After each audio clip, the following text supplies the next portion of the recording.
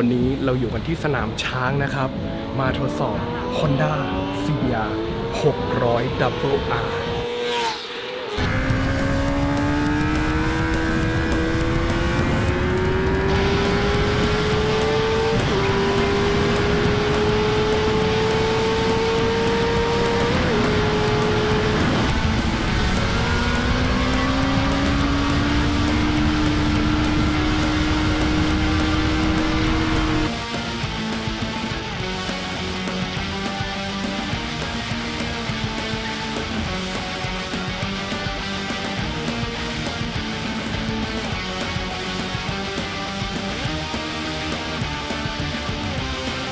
เดี๋ยวเราจะได้ขี่ Honda CBR 600 Double R นะครับในสนามช้างเลยเป็นสิ่งที่แบบแม่เจ้าเป็นประสบการณ์ที่ดีมากๆนะครับฟิลจะเป็นยังไงด้วยความที่ถือว่าเป็นลาบิค่าที่จัดเต็มที่สุดเลยนะครับ600 cc มี IMU 5 แกนมีการสะบัดไฟฟ้านะครับปรับตามความเร็วมี Engine Brake Control สามารถปรับได้ในออปชันเสริมที่เป็น Quick Shifter สามารถปรับรายละเอียดได้อีกและที่สำคัญ Quick Shifter ทั้งขึ้นและลงจะโหดไปไหนนี่และที่สำคัญนะครับพอมี IMU 5 แกนABS มี Cornering ABS นะครับอย่าว่าแต่ไม่ต้องถึงขนาด Cornering นะครับเอาแค่ตรงๆกดเบรกหน้าแรงๆถ้าตัวรถรู้ว่ามีการโยนไว้ข้างหน้าจะมีการกระจายแรงเบรกมาล้อหลังด้วยเป็นระบบที่โหดมากเดี๋ยวไปลองกันดูว่าเป็นยังไงนะครับแต่ชอบที่สุดคือท่อออกตูดนี่แหละผมนี่ส่วนตัวเป็นคนที่กรี๊ดกับท่อออกตูดมากๆนะข้อดีของท่อออกตูดเนี่ยมันจะได้เรื่องของบาลานซ์นะครับสังเกตว่ารถที่ท่อออกข้างใดข้างหนึ่งนึกภาพไหมบาลานซ์มันจะไม่เหมือนท่อออกตูดแต่โอเคพูดถึง CG มันอาจจะสูงกว่าสไตล์รถท่อออกล่างนิดหนึ่งนะครับแต่ถ้าพูดถึงดีไซน์แม่เจ้าผมได้กรี๊ดจริงๆรถท่อออกตูดรถสปอร์ตท่อออกตูดนะครับตื่นเต้นไว้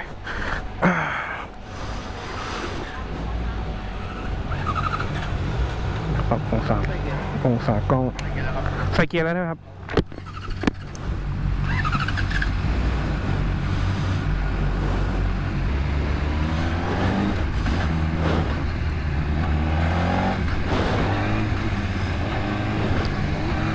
หัวรถคน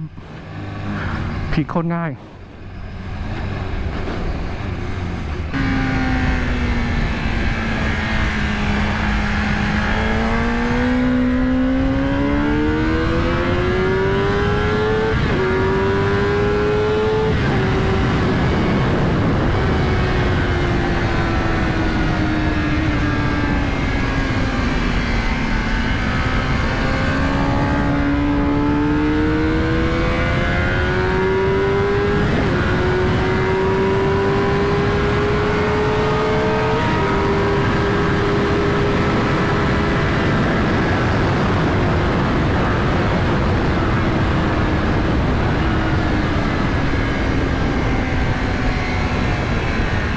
บาน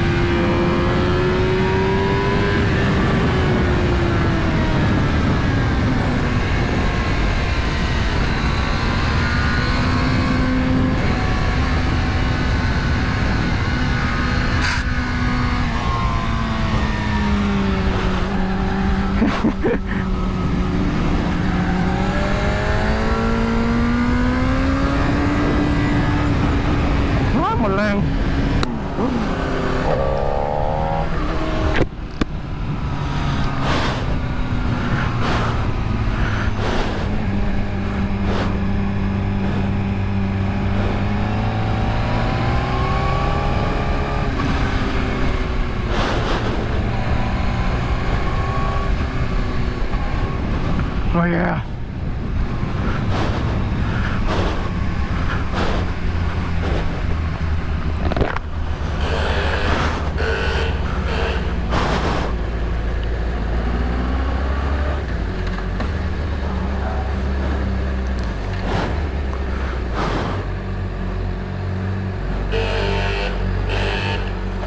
หลังจากที่ลงไปขี่เจ้า CBR 600 Double R นะครับในสนามช้างมา3 รอบใช้คำว่าแม่เจ้าประทับใจดีจริงๆนะครับคือด้วยความที่คือผมบอกตามตรงเลยนะหลายปีประมาณ2 ปีแล้วไม่ถึงขนาดหลายปีขนาดนั้น2 ปีประมาณนั้นนะผมเคยมีความคิดยังพูดกับคนที่ขี่ด้วยกันอยู่เลยนะว่าเนี่ยผมอยากได้ฟังก์ชันรถRacing Rabica ของ1000 cc แต่ไม่เอาเครื่องพันอ่ะอยากได้เครื่องแค่600 cc อ่ะหรือคลาส600ที่แบบมีฟังก์ชันจัดเต็มแบบเนี้ยมันไม่มีจนกระทั่งเนี่ย2021นะครับเราเห็นแล้วล่ะทีเซอร์เปิดตัวตั้งแต่ช่วง2020ปลายปีที่แล้วนะว่า CBR 600 Double R กำลังจะมาซึ่งนี่แหละไม่อยากจะพูดว่าเหมือนเป็นรถที่ผมเคยมโนว่าอยากได้นะครับถามว่าเพราะอะไรที่แบ่งแยกระหว่างคำว่า1000 cc กับ600บางคนก็แค่ cc อย่างเดียวตัวพันมันแรงกว่าฟังก์ชันมันจะมีอะไรต่าง600 Double R สิ่งที่แปลกกว่าเขาเพื่อนเลยคือได้เรื่องตัว IMU 5 แกนนะครับซึ่งฟังก์ชัน IMU เนี่ยมันคือตัวรถมันจะรู้ว่ารถเอียงซ้ายเอียงขวาเอียงหน้าเอียงหลังอยู่องศาไหนเกิดแรง G ไปข้างหน้าเท่าไหร่อะไรยังไงนะครับซึ่งเอาว่ามันตัวรถจะรู้สถานะว่ารถเอียงองศาไหนซึ่ง IMU เนี่ยจะใช้เพื่อในการคำนวณระบบต่างๆนะครับโดยปกติถ้าเป็นเอาว่าอย่างเจนที่แล้วนะ CBR 600 Double R จะมีแค่เซ็นเซอร์จับความเร็วหน้าความเร็วหลังนะครับก็วัดแค่ความเร็วล้อหน้าหลังเท่านั้นเองล้อหลังหมุนแรงกว่าล้อหน้า traction ทำงานล้อใดล้อหนึ่งหมุนช้ากว่าล้อหนึ่งนั่นแปลว่ามีการเบรกกระทันหันABS ก็ทำงานแค่นั้นแต่พอมันมี IMU มันเข้ามาช่วยแต่งหลายๆอย่างเยอะขึ้นทำให้รถมันขี่ง่ายขึ้นนะครับและทำให้เราขี่มั่นใจขึ้นนอกนั้นยังมี Engine Brake Control นะครับถามว่า Engine Brake Control เนี่ยมันมีไว้ทำอะไรเราปรับระดับได้กรณีเราอยู่วิ่งบนท้องถนนเราอยากให้ Engine Brake มันหน่วงๆคือโอ้ยแบบกลัวแบบกลัวภาระจะไปอยู่ที่เบรกเยอะเกินไปเพราะว่าบนถนนอาจจะมีอะไรตัดหน้าไปมาเราตลอดมันไม่เหมือนบนแท็กนะครับที่แบบว่าเรากะอะไรได้มันไม่มีใครที่อยู่ๆจะมาปาดหน้าเราเหมือนบนถนนนะครับตั้งเอนจินแบบหน่วงไว้เลยก็ตั้งได้หรือพอเนี่ย